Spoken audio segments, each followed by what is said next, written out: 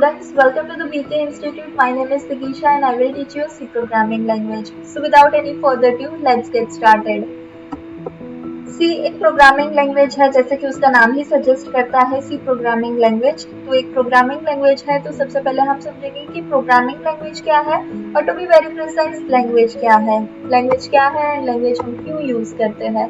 Language हम use करते हैं एक दूसरे के साथ बात करने के लिए, कम्युनिकेशन पर्पस के लिए, इंटरेक्ट करने के लिए। बहुत सारी लैंग्वेज है, इंग्लिश, हिंदी, फ्रेंच, जापानीज, बहुत सारी लैंग्वेज है एंड हर एक लैंग्वेज के क्या होते हैं, सेट ऑफ रूल्स होते हैं, उसका ग्रामर होता है। तो अगर आपको कोई भी लैंग्वेज सीखनी है, उसके सेट ऑफ रूल्स आप फॉलो करोगे, उसका ग्रामर आप समझ लोगे, तो आप वो लैंग्वेज आराम से सीख सकते हो। तो अभी हम समझेंगे कि प्रोग्रामिंग लैंग्वेज क्या है। What is a programming language. Programming language is nothing but a mode of communication with a computer, यानी कि कंप्यूटर के साथ आपको बात करने के लिए प्रोग्रामिंग लैंग्वेज की जरूरत होती है। तो कंप्यूटर के साथ आप इंटरेक्ट करना चाहते हो तो आपको प्रोग्रामिंग लैंग्वेज की जरूरत होगी एंड वो प्रोग्रामिंग लैंग्वेज का रोल है। ओके, पॉपुलर प्रोग्रामिंग लैंग्वेजेस सी, सी प्लस प्लस, जावा, पाइथन, डॉट नेट, बहुत सारी प्रोग्रामिंग लैंग्वेजेस है जिसकी मदद से आप कंप्यूटर के साथ कम्युनिकेट कर सकते हो। अभी आपको लग रहा होगा कि कंप्यूटर लैंग्वेज या फिर प्रोग्रामिंग लैंग्वेज की मुझे जरूरत क्या है। कंप्यूटर जो है वो एक डम्ब मशीन है। यस, वो एक डम्ब मशीन है। जब तक आप उसे टास्क ना दोगे, उसे कुछ ऑपरेशन नहीं करवाओगे, कंप्यूटर वो नहीं वर्क करेगा। कंप्यूटर को कुछ आपको कमांड देना होगा, तभी वो कमांड को परफॉर्म करता है।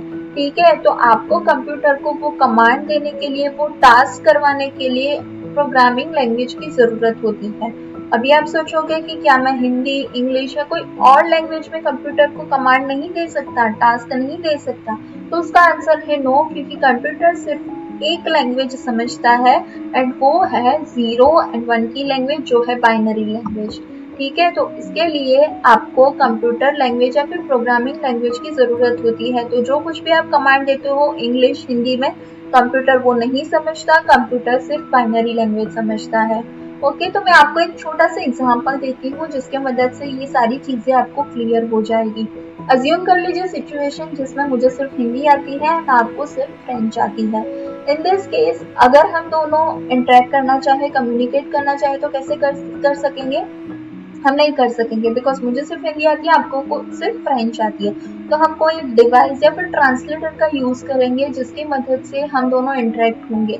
कैसे, मैं जो कुछ भी हिंदी में बोलूंगी वो पर्सन या फिर वो डिवाइस क्या करेगा, आपको फ्रेंच में कन्वर्ट करके देगा। सेम आप जो कुछ भी बोलोगे फ्रेंच में, वो कन्वर्टर या फिर वो पर्सन मेरे लिए वो हिंदी में ट्रांसलेट या फिर कन्वर्ट करके देगा।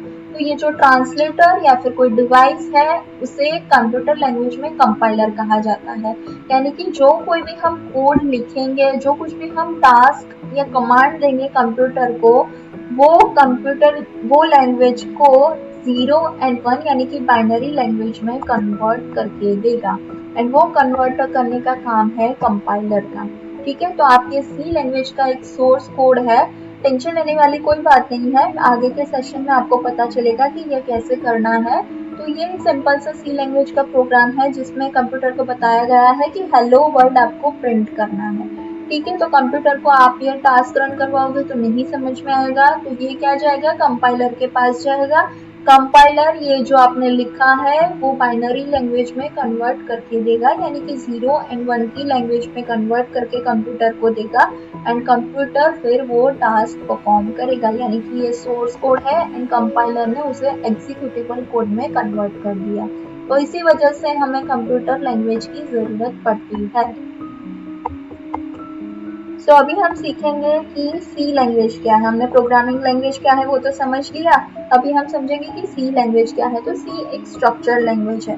स्ट्रक्चर लैंग्वेज मतलब कि एक आपको कोई बड़ा प्रॉब्लम है आपके पास, उसे छोटे छोटे स्ट्रक्चर में आप डिजाइन कर लो, तो आप वो प्रॉब्लम को समझने में एंड आपको समझने में वो इजी हो जाता है। आप छोटे छोटे प्रॉब्लम सॉल्व करोगे तो आप एक बड़ी प्रॉब्लम सॉल्व कर सकते हो। ठीक है, तो उसी तरीके से स्ट्रक्चर में डिवाइड है सी लैंग्वेज। तो सी एक स्ट्रक्चर लैंग्वेज है। सी हमें अलाउ करती है कंप्यूटर को स्पेसिफिक कमांड देने को, and C was invented in 1972 by Dennis Ritchie and सबसे पुरानी एंड वाइडली यूज लैंग्वेज है। सबसे पुरानी लैंग्वेज है 1972 से आज तक। हम सी लैंग्वेज की अभी भी बात करें, मतलब कितनी वो पुरानी एंड कितनी वाइडली यूज है वो आप समझ सकते हो। एंड सी लैंग्वेज बहुत सारी लैंग्वेज को इन्फ्लुएंस करती है, उसमें C plus plus Java and बहुत सारी लैंग्वेज है। तो अगर आप मतलब प्रोग्रामिंग सीखना स्टार्ट करोगे तो सबसे पहले सी लैंग्वेज से ही स्टार्ट होता है। तो अभी आप समझ रहे होंगे कि ठीक है ये सारी चीज तो, बट फिर भी सी लैंग्वेज ही क्यों? अभी तो मार्केट में पाइथन चल रही है, बहुत सारी नई नई प्रोग्रामिंग लैंग्वेज है, तो क्यों ना हम कोई और एक्साइटिंग न्यू वाली कोई प्रोग्रामिंग लैंग्वेज सीखे रेदर देन सी लैंग्वेज।